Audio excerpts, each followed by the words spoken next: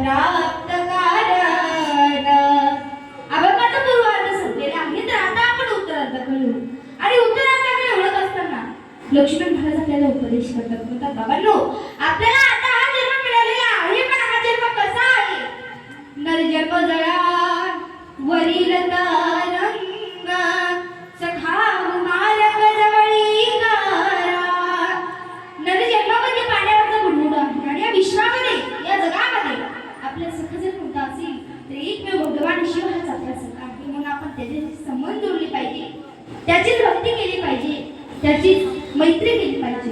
आता तुम्ही म्हणाल आपल्याला जर भगवंताचा मित्र व्हायचा असेल तर आम्हाला काय काय केलं पाहिजे? तर भगवंताचा भक्त हाच भगवंताचा मित्र असतो. मग आपल्याला अगोदर भक्त व्हावं लागेल. आता तुम्ही म्हणाल भक्त होण्यासाठी काय काय करावं लागेल?